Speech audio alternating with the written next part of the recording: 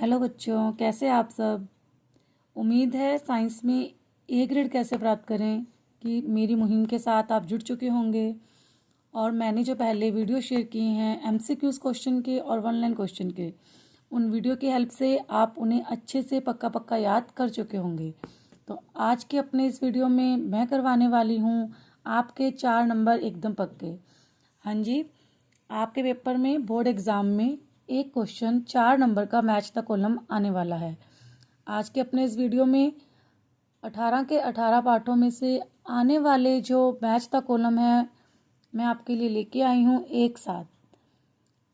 इन 18 पाठों में लगभग 50 के लगभग मैच द कॉलम वाले क्वेश्चन हैं। आज के इस वीडियो में आप मेरे साथ करेंगे मैच द कॉलम। इन सभी मैच द कॉलम के 50 क्वेश्चन को मेरे साथ कर लीजिए और कर लीजिए 4 नंबर पक्के। तो चलिए शुरू करते हैं। पहला है खरीफ की फसल। खरीफ की फसल कौन सी है? धान और मक्का। रबी की फसल, रबी की फसल है गेहूं, जौ, चना, मटर। रबी की फसल कौन सी है? गेहूं, जौ, चना, मटर। खरीफ की फसल है मक्का, धान, मक्का। कार्बनिक खाद, कार्बनिक खाद किससे बनाई जाती है? पशु के अपशिष्ट से, गोबर से। कार्बन है, कार्बनिक खाद कौन सी होती है? पशु अपशिष्ट, गोबर, पादप अवशेष।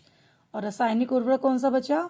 Urea, super phosphate. यूरिया और सुपर फॉस्फेट। दोबारा देखिए, खरीफ की फसल कौन सी है? धान और मक्का। रबी की फसल है गेहूं, जौ, चना, मटर। रासायनिक उर्वरक यूरिया और सुपर फॉस्फेट। कार्बनिक खाद किससे बनती है? पशु अपशिष्ट, गोबर, मूत्र और पादप अवशेष से। अब हम चलते हैं दूसरे नंबर के क्वेश्चन पर। कल्टीवेटर, सीड ड्रिल, रहट, हार्वेस्टर। सीड ड्रिल, ये हमें पता है, हम ड्रिलिंग करके सीड यानी बीज को डालते हैं तो इसे कहते हैं बुआई। सीड ड्रिल, सीड बीज से याद करें, बीज को डालना है ड्रिल करके तो मतलब बुआई। रहट हमने पढ़ा था, सिंचाई के पारंपरिक साधन है रहट। हार्वेस्टर क्या काम करता है? कटाई के काम आता है। तो बचा कल्टीवेटर, वो क्या काम आएगा? जुताई। दोबारा देखिए, कल्टीवेटर जुताई के काम, सीड ड्रिल बुआई के काम, रहट सिंचाई के काम और हार्वेस्टर कटाई के काम। अब हम चलते हैं प्रश्न नंबर 3 पर। Nitrogen, urea, vermi compost, 2,4-D। 2,4-D एक केमिकल है जो बाजार में खरपतवारनाशी के नाम से बेचा जाता है। ये क्या करता है? खरपतवार को नष्ट करता है। तो 2,4-D क्या है? खरपतवारनाशी। वर्मी कंपोस्ट ये खाद है केंचुए की, तो इसका हो जाएगा खाद। नाइट्रोजन पोषक तत्व है और यूरिया उर्वरक है। यूरिया क्या है? उर्वरक। वर्मी कंपोस्ट खाद, 2,4-D खरपतवारनाशी, यूरिया उर्वरक है और नाइट्रोजन पोषक तत्व है। हमने पढ़ा भी था एनपीके, तीनों पोषक तत्व होते हैं। इसके बाद चलते हैं प्रश्न नंबर 4 की तरफ। थ्रेशिंग, थ्रेशिंग हमने अच्छे से याद किया था वन लाइन क्वेश्चन में। बीज को भूसे से अलग करना, बीज को भूसे से अलग करना क्या कहते हैं? थ्रेशिंग। निराई, खरपतवार के हटाने को कहते हैं निराई गुड़ाई। सिंचाई, खेत में जल देना, इसे हम कहते हैं सिंचाई करना। और जुताई, मिट्टी को पोला करना। हमने वन लाइन क्वेश्चन में भी ये याद किया था। जुताई, मिट्टी को पोला करना, सिंचाई, खेत में जल देना, निराई, खरपतवार हटाना और थ्रेशिंग, बीज को भूसे से अलग करना। इसके बाद चलते हैं प्रश्न नंबर 5 की तरफ। नमक, नमक हम किसके प्रोडक्शन में काम लेते हैं? मांस और मछली के। पढ़ा भी था, मांस और मछली में क्या लगाते हैं? नमक। चीनी से क्या बनता है? जैम। सबने खाई है जैम, मीठी होती है, चीनी से बनती है, चीनी से बनती है जैम। पाश्चुरीकरण किसका किया जाता है? दूध को उबालना 70 डिग्री तापमान पर। और तेल किस में डलता है? अचार में। बहुत आसान क्वेश्चन है। इस तरह के बिल्कुल छोटे छोटे क्वेश्चन हैं, आप मेरे साथ तैयार कीजिए और आपके 4 नंबर पक्के हो जाएंगे। उसके बाद है राइजोबियम। राइजोबियम हमने पढ़ा था, फलीदार पौधों की जड़ों में पाया जाता है और नाइट्रोजन का स्थिरीकरण करता है। राइजोबियम नाइट्रोजन का स्थिरीकरण। लैक्टोबैसिलस जो बैक्टीरिया है वो दही को जमाता है। प्रोटोजोआ से मलेरिया रोग होता है। विषाणु यानी वायरस एड्स रोग का कारक है। और जो हैजा है वो जीवाणु से होने वाला रोग है। और ईस्ट वो ब्रेड की बेकिंग में काम आती है। दोबारा देखिए, राइजोबियम नाइट्रोजन स्थिरीकरण करता है। लैक्टोबैसिलस दूध को दही में बदलता है। ईस्ट ब्रेड की बेकिंग में काम आती है। प्रोटोजोआ मलेरिया रोग का कारक है। वायरस एड्स का कारक है और जीवाणु है वो हैजा रोग का कारक है। अगला प्रश्न, मलेरिया। अभी हमने पढ़ा मलेरिया किससे होता है? प्रोटोजोआ से।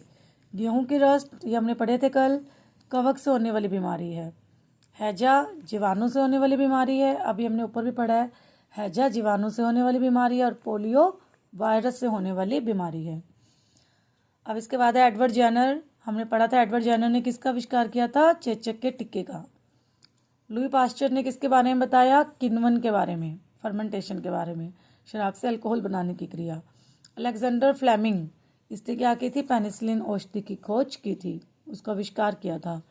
तो बचा रॉबर्ट कोच, तो उसने क्या बताया था? बैसिलस एंथ्रेसिस के बारे में। दोबारा जेनर ने चेचक का टिक्का, लुई पास्चर ने किण्वन के बारे में और पाश्चुरीकरण क्रिया के बारे में भी। अलेक्जेंडर फ्लेमिंग ने पेनिसिलिन और रॉबर्ट कोच ब्रासिलस एंथ्रेसिस। कपास किसका बहुलक होता है? सेलुलोज का। कपास में क्या होता है? सेलुलोज।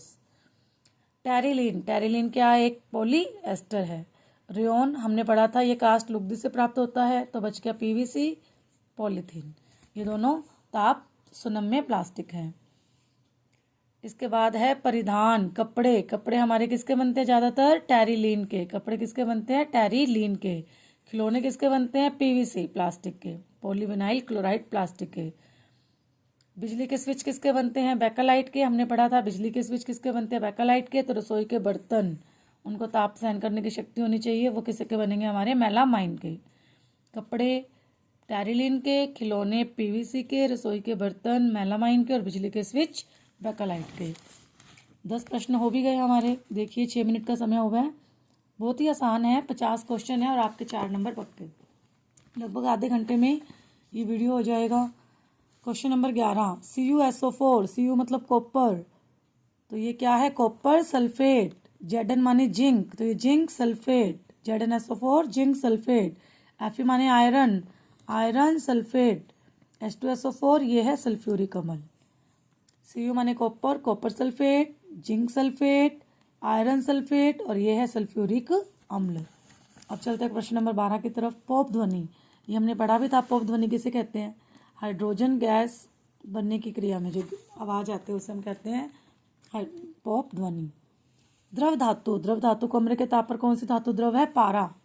नीला रंग किसका होता है? कॉपर सल्फेट, इसको नीला थोथा भी कहते हैं। कॉपर सल्फेट नीला रंग। नरम धातु जो चक्कू से काट सकते हैं, कल हमने पढ़ा था सोडियम और पोटेशियम। नरम धातु सोडियम पोटेशियम, नीला रंग कॉपर सल्फेट, द्रव धातु पारा और पोप ध्वनि हाइड्रोजन गैस की। प्रश्न नंबर 13, ऑक्सीजन क्या काम आती है? श्वसन के, प्राणवायु भी इसको कहते हैं। सभी को पता है ऑक्सीजन क्या काम आएगी? श्वसन के, प्राणवायु कहते हैं। ओजोन कल हमने पढ़ा था, ओजोन क्या काम आती है? जल को शुद्धिकरण। ओजोन क्या काम आती है? जल को शुद्धिकरण। आयोडीन का जो घोल था वो एंटीबायोटिक के रूप में घाव पर लगाते हैं। बचा नाइट्रोजन, वो क्या होता है? उर्वरक। नाइट्रोजन क्या बचा? उर्वरक। यूरिया है, यूरिया में नाइट्रोजन होता है। उर्वरक है यूरिया, उसमें क्या होता है? नाइट्रोजन। ऑक्सीजन श्वसन, ओजोन जल शुद्धिकरण के काम, आयोडीन का घोल एंटीबायोटिक के रूप में और नाइट्रोजन उर्वरक है, एक तरीके का उर्वरक बनाने में काम आता है। प्रश्न नंबर 14, अग्निसह प्लास्टिक, अभी हमने पढ़ा था मेलामाइन। अग्निसह plastic melamine. इसके बाद है प्रबल और प्रत्यास्थ रेशा नाइलॉन। प्रबल और प्रत्यास्थ रेशा नाइलॉन। जीवों द्वारा निम्नीकृत कपास, क्योंकि प्राकृतिक रेशा है, जीवों से निम्नीकृत कौन हो जाती है? कपास। और थर्मोप्लास्टिक ताप सुनम्य प्लास्टिक कौन है? पॉलीथीन। दोबारा देखिए, अग्निसह प्लास्टिक मेलामाइन, जैव निम्नीकृत जीवों से निम्नीकृत होने वाला रेशा कपास, प्रबल और प्रत्यास्थ रेशा नाइलॉन और थर्मोप्लास्टिक है पॉलीथीन। इसके बाद चलते हैं प्रश्न नंबर 15 की तरफ। पैराफिन मोम वैसलीन भी मोम की तरह होती है, तो वैसलीन बनाने के काम आता है। इसके बाद है पेट्रोल। हमें पता है पेट्रोल हमारे व्हीकल्स में काम आता है, मोटर ईंधन के रूप में काम आता है। इसके बाद है बिटुमन, इसका प्रयोग करते हैं सड़क निर्माण में। बिटुमन का प्रयोग सड़क निर्माण में। और मिट्टी का तेल वायुयान के लिए ईंधन के रूप में। मिट्टी का तेल वायुयान के लिए ईंधन के रूप में। पेट्रोल मोटर में डलता है ईंधन के रूप में, मिट्टी का तेल वायुयान के लिए ईंधन, पैराफिन मोम से वैसलीन और बिटुमन से सड़क निर्माण किया जाता है।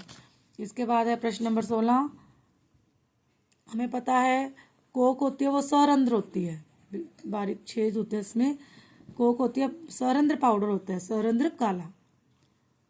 और कोयला पत्थर जैसा कठोर, कोयला पत्थर जैसा कठोर। कोक सरंध्र, कोयला पत्थर जैसा कठोर।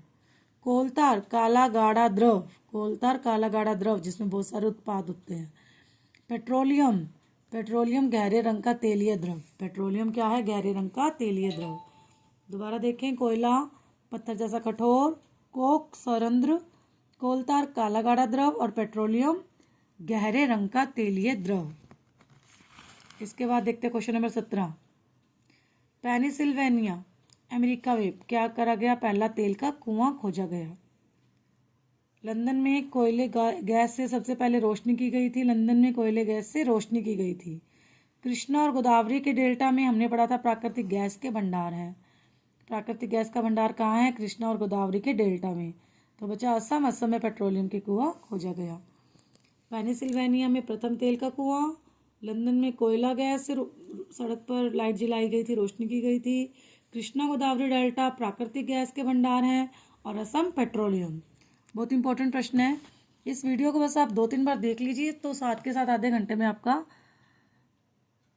घंटे 1.5 घंटे में आपका ये 4 नंबर पक्का हो जाएगा। इसके बाद है टेडपोल। टेडपोल क्या है? एक तरीके का लार्वा। बाह्य निषेचन किस में होता है? मछली में।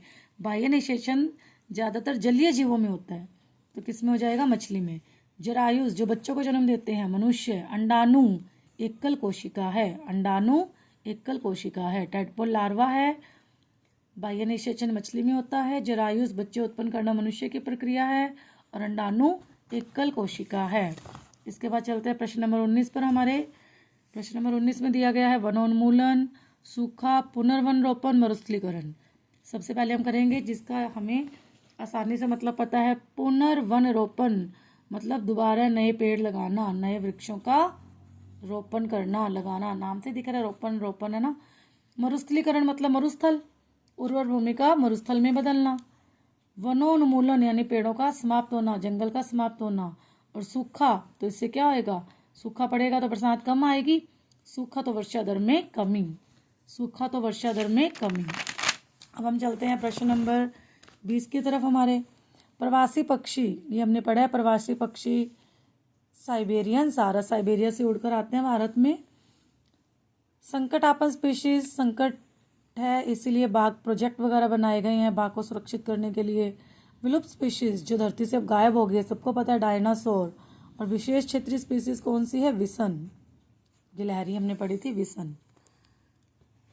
प्रवासी पक्षी साइबेरियन सारस, संकटापन्न स्पीशीज बाघ, विलुप्त स्पीशीज डायनासोर, विशेष क्षेत्रीय स्पीशीज विसन। अब चलते हैं अगले प्रश्न की तरफ। हाइड्रा, हाइड्रा में जनन कैसे होता है? मुकुलन द्वारा। हाइड्रा में जनन कैसे होता है? मुकुलन द्वारा। अमीबा में कैसे होता है? द्विखंडन के द्वारा। अमीबा का शरीर 2 भागों में टूट जाता है और 2 अमीबा बन जाते हैं। हाइड्रा में शरीर पर छोटा सा उभार निकलता है, उसे मुकुलन कहते हैं। मानव, अभी हमने पढ़ा, बच्चे उत्पन्न करता है, इसलिए क्या है? जरायुज। मुर्गी अंडे देती है, इसलिए अंडप्रजक। हाइड्रा मुकुलन, अमीबा द्विखंडन, मानव जरायुज, मुर्गी अंडप्रजक। प्रश्न नंबर 22। सामान्य जब हम सांस लेते हैं तो उसकी प्रबलता कितनी होती है? ध्वनि की 10 डेसिबल। वार्तालाप करने पर सामान्य 60 डेसिबल। औसत फैक्ट्री की 80। और जेट प्लेन जो उड़ते हैं, जेट, उनकी सबसे अधिक होती है 150 डेसिबल। कल हमने यातायात की भी पढ़ी थी वन लाइन क्वेश्चंस में। यातायात की होती है, व्यस्त यातायात की 70 डेसिबल। सामान्य सांस लेने की 10 डेसिबल। फुसफुसाहट के बात करना उसकी 30 डेसिबल। वार्तालाप की 60 डेसिबल। औसत फैक्ट्री की 80 डेसिबल और जेट प्लेन की लगभग 150 डेसिबल। अब चलते हैं प्रश्न नंबर 23 पर। कर्षण, कर्षण हमने बताया था तरल द्वारा लगाया जाने वाला घर्षण। कर्षण मतलब तरल द्वारा लगाया जाने वाला घर्षण। स्नेहक, स्नेहक क्या करते हैं? जो घर्षण को कम करने वाले पदार्थ हैं। लोटनी घर्षण, लोटर मतलब लुढ़कना, लुढ़कती हुई वस्तु में उत्पन्न घर्षण। स्थैतिक मतलब स्थित, जो रुकी हुई वस्तु है उसको गतिशील करने पर जो घर्षण बल काम करता है। स्थैतिक मतलब स्थिर वस्तु को, रुकी हुई वस्तु को गतिशील करने पर उत्पन्न घर्षण। कर्षण तरल द्वारा लगाया जाने वाला घर्षण, लौटनिक लुढ़कने वाला, स्नेहक घर्षण कम करने वाला पदार्थ, और स्थैतिक घर्षण स्थिर वस्तु को गतिशील करने पर उत्पन्न। उसके बाद है प्रश्न नंबर 24। उच्च आयाम प्रबल ध्वनि, आयाम उच्च होता है तो ध्वनि कैसी होती है? प्रबल। और निम्न आयाम होगा तो प्रबल का अपोजिट दुर्बल ध्वनि होगी। उच्च आवृत्ति तो ध्वनि कैसी होगी? तीखी। उच्च आवृत्ति की ध्वनि कैसी होगी? तीखी। और निम्न आवृत्ति की ध्वनि कैसी होगी? मंद। तीखी नहीं होगी, मंद होगी। प्रश्न नंबर 25।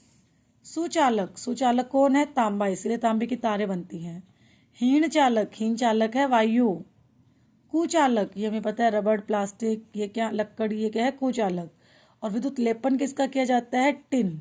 विद्युत लेपन में कौन प्रयुक्त होता है? टिन। सुचालक है तांबा, हीन चालक वायु, वायु क्या है? हीन चालक। कुचालक है रबड़, और विद्युत लेपन में कौन सी धातु काम आती है? टिन। इसके बाद है प्रश्न नंबर हमारा 26। भूसंपर्कन, विद्युत विसर्जन, भूकंप, सुनामी। आपको पता है सुनामी कहाँ आती है? समुद्र में।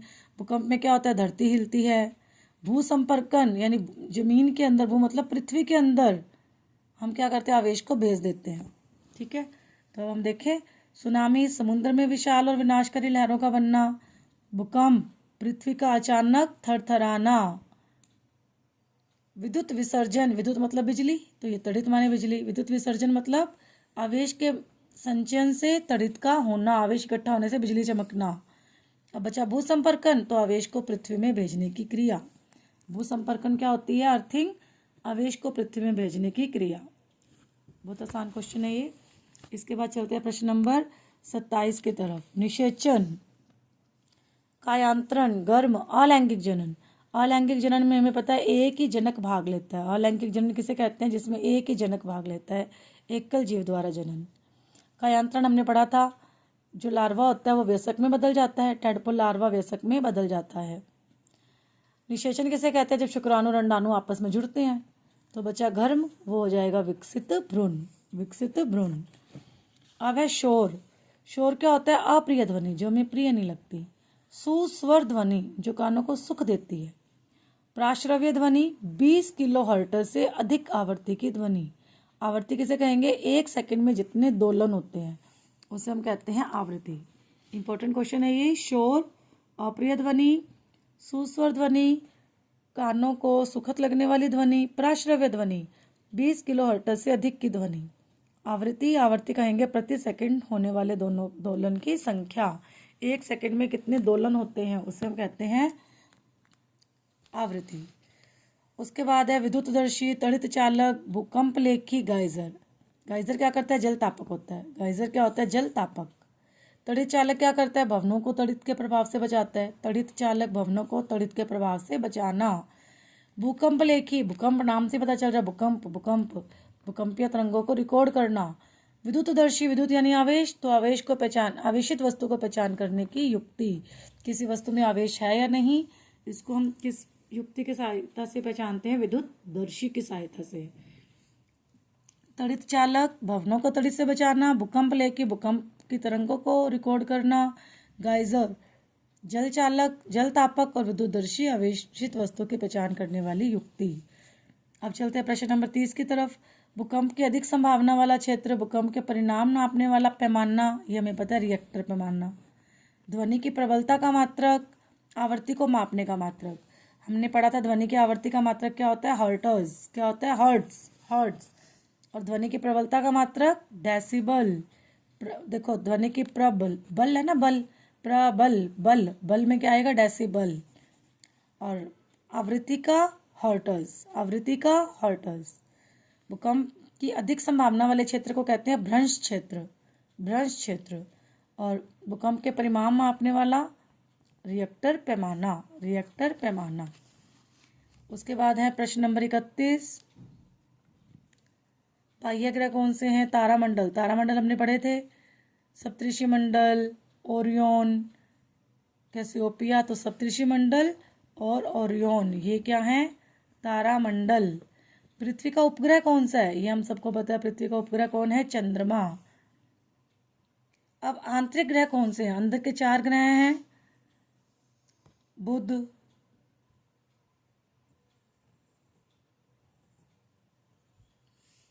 तो आंतरिक ग्रह में एक तो आ जाएगा, बुध है ही नहीं, दिया नहीं हुआ। बाह्य ग्रह कौन से हैं? जो बाहर की तरफ है, बाह्य ग्रह कौन सा है? शनि। बाह्य ग्रह कौन सा है? शनि। और आंतरिक ग्रह कौन से हैं? पृथ्वी और मंगल। आंतरिक ग्रह कौन से हैं? पृथ्वी और मंगल। पृथ्वी और मंगल क्या है? आंतरिक ग्रह। हमने पढ़ा था, my very educated mother just show us 9 planet. M माने मरकरी यानी बुध, यह आंतरिक ग्रह है। वीनस माने शुक्र, यह आंतरिक ग्रह है। अर्थ पृथ्वी, यह आंतरिक ग्रह है। मार्स मंगल। तो पृथ्वी और मंगल क्या है? आंतरिक ग्रह। और सैटर्न यानी शनि, ये क्या है? बाह्य ग्रह। ठीक है। अब इसके बाद है प्रश्न नंबर 32। शनि, बृहस्पति, बुध, शुक्र। कल हमने पढ़े थे बृहस्पति क्या है? सबसे बड़ा ग्रह है। बृहस्पति क्या है? सबसे बड़ा ग्रह है। शनि सबसे हल्का, सबसे कम सघन ग्रह है। बुध सबसे पास, सूर्य के सबसे पास। और पृथ्वी के सबसे पास ग्रह कौन सा है? शुक्र। हमने कल किया भी था। अर्थ के एकदम पास कौन सा है? शुक्र यानी वीनस। ठीक है। बृहस्पति सबसे बड़ा ग्रह है, बुध सूर्य के सबसे पास, शुक्र पृथ्वी का निकटतम और शनि सबसे कम सघन ग्रह है। इसके बाद चलते हैं प्रश्न नंबर 33 की तरफ। सीरियस, ये हमने पढ़ा था, सबसे अधिक चमकीला तारा। सीरियस क्या है? सबसे अधिक चमकीला तारा। कैसियोपिया, कैसियोपिया हमें सर्दियों में रात्रि की प्रथम पहर में दिखाई देता है। कैसियोपिया कब दिखाई देता है? सर्दियों की रात्रि में, प्रथम पहर में। ग्रेट बियर सप्तऋषि मंडल गर्मियों की रात्रि में दिखाई देता है। ओरियन शिकारी, ये सर्दियों की मध्य रात्रि में। हम ऐसे समझ सकते हैं ओरियन शिकारी है तो ये आधी रात में निकलता है, सर्दियों की मध्य रात्रि में शिकार करने निकलता है। अब है अम्लीय वर्षा, विश्व उष्णन, ग्लोबल वार्मिंग, ओजोन अपक्षय और जल प्रदूषक। ओजोन अपक्षय के लिए हम उत्तरदायी गैस हमें पता है क्लोरोफ्लोरोकार्बन CFC। ग्लोबल वार्मिंग भी हमें पता है कार्बन डाइऑक्साइड गैस अधिक होती है तो ग्लोबल वार्मिंग होती है। अम्लीय वर्षा में कौन से ऑक्साइड्स होते हैं? नाइट्रोजन के, नाइट्रिक अम्ल बनाते हैं। और जल प्रदूषक किसके कारण होता है? मेन आर्सेनिक के कारण। अगला प्रश्न, प्रदूषक, प्रदूषक क्या करते हैं? प्रदूषक जो जल और वायु को संदूषित करते हैं। क्लोरीनीकरण, ये जल को शुद्ध करने की विधि है। ओजोन, क्लोरीनीकरण, विरंजक चूर्ण, इन सब से जल शुद्ध होता है। विश्व उष्णन, ग्लोबल वार्मिंग यानी पृथ्वी के तापमान में वृद्धि होना। तो पेयजल बच गया स्वच्छ और पीने योग्य पानी, इसे हम कहते हैं पेयजल। क्लोरीनीकरण क्या है? जल को शुद्ध करने की विधि। प्रदूषक क्या है? जो वायु को, जल को प्रदूषित करते हैं, संदूषित करते हैं। क्लोरीनीकरण जल को शुद्ध करने की विधि और विश्व उष्णन पृथ्वी के तापमान में वृद्धि। इसके बाद है अगला प्रश्न 36 नंबर। आपतित किरण, जो किरण आएगी यानी पृष्ठ पर पड़ने वाली किरण। प्रावर्तित किरण मतलब जो किरण लौट कर जाएगी, पृष्ठ से प्रावर्तन के बाद वापस जाने वाली किरण। ठीक है। अब आपतन कौन यानी आने वाला कौन? यानी जो आपतित किरण और अभिलंब के बीच बनेगा। प्रावर्तन जो प्रावर्तित किरण के बीच और अभिलंब के बीच बनेगा। ठीक है। आपतित किरण किसे कहेंगे? पृष्ठ पर पड़ने वाली किरण। प्रावर्तित किरण पृष्ठ से प्रावर्तन के बाद लौटने वाली किरण, वापस आने वाली किरण। आपतन कौन? यानी आपतित किरण और अभिलंब के बीच बनता है। प्रावर्तन कौन? जो प्रावर्तित किरण और अभिलंब के बीच बनता है। अब ये क्वेश्चन वेरी इंपॉर्टेंट है। परितारिका, कॉर्निया, शंकु, शलाका। परितारिका क्या करती है? प्रकाश की मात्रा का नियंत्रण करती है आंख में जाने वाले। कॉर्निया, ये जो हमारे नेत्र के ऊपर दिखता है वाइट वाइट ट्रांसपेरेंट भाग, पारदर्शी भाग, ये है कॉर्निया। उसके बाद है शंकु। शंकु किसके लिए उत्तरदायी होते हैं? रंग पहचानने के लिए। वर्ण संवेदी, वर्ण मतलब रंग पहचानने के कौन काम आते हैं? आंख में संरचना होती है शंकु। और शलाका, ये क्या करते हैं? प्रकाश संवेदी हैं। वेरी इंपॉर्टेंट है। परितारिका प्रकाश की मात्रा का नियंत्रण करते हैं। कॉर्निया, ये नेत्र का पारदर्शी भाग है। शंकु, ये रंग की पहचान करता है, वर्ण संवेदी है। शलाका, ये प्रकाश संवेदी। देखो शलाका में 3 अक्षर हैं तो 3 ही अक्षर प्रकाश में है। शंकु में 2 अक्षर हैं तो वर्ण में भी हमारे 2 ही अक्षर हैं। इस तरह आप इसको याद रख सकते हैं। इसके बाद चलते हैं प्रश्न नंबर 38 की तरफ। गुरुत्वीय बल, पृथ्वी जिस आकर्षण बल से वस्तुओं को नीचे खींचती है वो है पृथ्वी का आकर्षण बल। पेशीय बल तो जो मांसपेशियों से बल लगता है, पेशी यानी मांसपेशी। वायुमंडलीय बल, दाब यानी वायुमंडल द्वारा उत्पन्न दाब, लगाया गया दाब, वायु द्वारा लगाया गया दाब। बच गया स्थिर विद्युत बल, तो वो आवेशित वस्तु द्वारा लगाया गया बल हो जाएगा। गुरुत्वीय बल किसको कहेंगे? पृथ्वी द्वारा लगाया गया आकर्षण बल। स्थिर विद्युत बल, आवेशित वस्तु द्वारा लगाया गया बल। वायुमंडलीय दाब, वायु के द्वारा लगाया गया दाब। और पेशीय, मांसपेशियों द्वारा लगाया गया बल। इसके बाद है क्वेश्चन नंबर 39। टेस्टोस्टेरोन हमने पढ़ा था, यह पुरुष हार्मोन है और पुरुष की अंदर ग्रंथि कौन सी होती है? नरजनन, वृषण। तो टेस्टोस्टेरोन कहाँ से निकलता है? वृषण से। एस्ट्रोजन मादा हार्मोन है, मादा जनन ग्रंथि अंडाशय उससे स्रावित होता है। थायरोक्सिन नाम से पता चल रहा है, थायरो यानी थायरॉइड ग्रंथि से। और इंसुलिन अग्नाशय ग्रंथि से स्रावित होता है। इसके बाद है गोइटर। गोइटर कब होता है? गला सूजकर लटक जाता है आयोडीन की कमी से।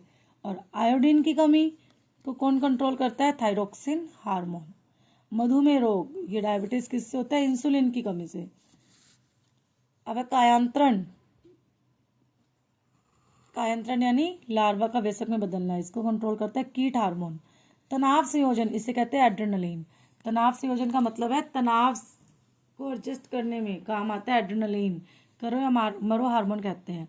परीक्षा के समय तनाव होता है और अगर हम दौड़ लगाते हैं तो अंतिम समय में जो हमें शक्ति मिलती है वो सब इसी हार्मोन के कारण होती है। गोइटर मतलब थायरोक्सिन, मधुमेह इंसुलिन, कायांतरण कीट हार्मोन और तनाव संयोजन एड्रेनलिन। गौण लैंगिक लक्षण, पुरुषों का गौण लैंगिक लक्षण है चेहरों पर दाढ़ी मूछों का आना, बालों का आना। कायांतरण अभी हमने पढ़ा था, लार्वा को वयस्क में बदलना। रजो निवृत्ति, निवृत्त हो जाना, छूट जाना, खत्म हो जाना, यानी ऋतुस्राव के रुक जाने की घटना। और यौवन आरंभ, जनन क्षमता का विकास होना। रक्त कोशिका, रक्त कोशिकाएं कैसी होती हैं? शेप में गोलाकार होती हैं। तंत्रिका कोशिका, तंत्रिका कोशिका शरीर की सबसे लंबी कोशिका होती है। और त्वचा कोशिकाएं चपटी होती हैं। और पेशीय कोशिकाएं तर्करूपी, इस तरीके की होती है। पेशीय कोशिकाएं कैसी होती हैं? तर्करूपी। रक्त कोशिका गोलाकार, तंत्रिका कोशिका सबसे लंबी, पेशी कोशिका तर्करूपी और त्वचा कोशिकाएं कैसी होती हैं? चपटी। Question number 43। कोशिका झिल्ली, कोशिका भित्ति, केंद्रक, प्लास्टिड। प्लास्टिड तुम्हें पता है प्रकाश संश्लेषण क्रिया करता है, हरे रंग का प्लास्टिड होता है ना।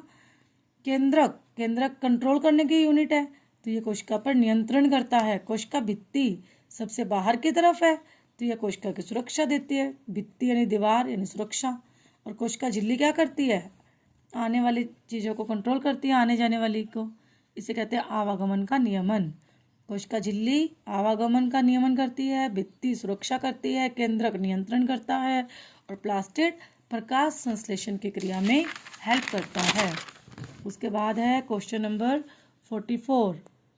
जीन, जीन क्या करते हैं? आनुवंशिकता की इकाई हैं, आनुवंशिकता की इकाई हैं। कोशिका, यह सजीवों की संरचनात्मक इकाई है। कोशिका सजीवों की संरचनात्मक इकाई है और जीन आनुवंशिकी की इकाई है। लक्षण को एक पीढ़ी से दूसरी पीढ़ी में ले जाने की इकाई है। प्रोकैरियोटिक कोशिका में केंद्रक झिल्ली नहीं होती, अनुपस्थित होती है, और यूकैरियोटिक कोशिका में केंद्रक झिल्ली उपस्थित होती है। अब हमें एक तरफ ईंधन दे रखे हैं और एक तरफ उनके ऊष्मीय मान दे रखे हैं। लकड़ी, कोयला, पेट्रोल, एलपीजी। हमें पता है एलपीजी का ऊष्मीय मान सबसे ज़्यादा होता है 55,000। उसके बाद ज़्यादा होता है पेट्रोल का 45,000, फिर होता है कोयले का 33,000 और सबसे कम ऊष्मीय मान होता है लकड़ी का 22,000। विश्व उष्णन हमने पढ़ा था, इसके लिए उत्तरदायी गैस कौन सी होती है? कार्बन डाइऑक्साइड, ग्लोबल वार्मिंग के लिए। ज्वलनशील कौन होता है? पेट्रोल। विषैली गैस कौन सी है? Carbon monoxide. जब अंगीठी को हम जला के सोते हैं मृत्यु हो सकती है, तो विषैली गैस कौन सी है? Carbon monoxide. तो बचा अग्निशामक। अग्निशामक यंत्र में क्या भरा होता है? Potassium bicarbonate, potassium bicarbonate. अगला क्वेश्चन है नाइलॉन, टेरिलीन, पॉलीकोट, मेलामाइन। पॉलीकोट तो नाम से पता चल रहा है, पॉली तथा पॉलिएस्टर और कॉटन, पॉलिएस्टर और कॉटन, तो पॉलीकोट में क्या हो जाएगा, पॉलिएस्टर और कपास। टेरिलीन, टेरिलीन हमें पता है एक तरीके का पॉलिएस्टर है।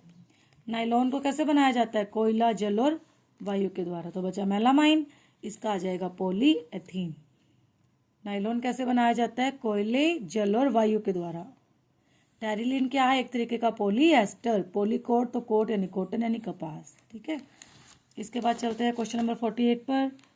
कोक, कोक हमने कल पढ़ा था, इस्पात के औद्योगिक निर्माण में काम आती है। स्नेहक तेल स्नेहन के काम आती है। सीएनजी ये परिवहन ईंधन में, ऊर्जा उत्पादन में काम आती है। बचा कोलतार, कोलतार में बहुत सारे पदार्थ होते हैं तो इससे बहुत सी चीज़ें बनती हैं, संश्लेषित रंग, औषधि, विस्फोटक, सुगंध, प्लास्टिक पेंट, फोटोग्राफी, बहुत सारी चीज़ों में कौन आएगा, कोलतार, ठीक है। सीएनजी ऊर्जा उत्पादन में, स्नेहक तेल स्नेहन में और कोक किसके काम आता है, इस्पात के औद्योगिक निर्माण में। अब है हमारा लास्ट प्रश्न, द्रवित पेट्रोलियम गैस, द्रवित पेट्रोलियम गैस घरों में सिलेंडर में भरी होती है तो घरों और उद्योगों में ईंधन के रूप में। डीजल हमें पता है भारी व्हीकल में काम आता है, भारी मोटर चलाने में। मोम वैसलीन में काम आता है, मोम यानी मोमबत्ती, मरहम। तो बिटुमनी ये सड़क निर्माण में और पेंट बनाने में, पेंट्स और सड़क निर्माण में काम आता है। तो ये थे आज के हमारे 49 प्रश्न। इन 49 प्रश्न में से एक प्रश्न जरूर 4 नंबर का मिलान कीजिए में आना ही आना है। आधा घंटा हुआ है, आधे घंटे में आपने मेरे साथ किया लगभग 50 मैच द कॉलम। इस वीडियो को आप 2-3 बार जरूर देखिए, आपको सारे के सारे प्रश्न अच्छे से याद हो जाएंगे और 4 नंबर हो जाएंगे आपके पक्के। मैंने आपको लगभग 126-27 ऑब्जेक्टिव टाइप क्वेश्चन के वीडियो भी शेयर कर रखे हैं 2 पार्ट के रूप में, पार्ट 1 पार्ट 2 MCQs में। एक आपको 100 क्वेश्चन मैंने 1 लाइन के भी दिए हैं। उन वीडियो की हेल्प से आप जो मैंने ये काम करवाया है एक ही दिन में ये सारा का सारा काम लर्न कर सकते हैं। आपको वीडियो अच्छा लगे तो अपने दोस्तों को शेयर करना, वीडियो अच्छा लगे तो इसे लाइक करना और सब्सक्राइब करना मेरे चैनल को मत भूलिए, ताकि आगे आने वाला नोटिफिकेशन आपको मिल सके। Thank you very much.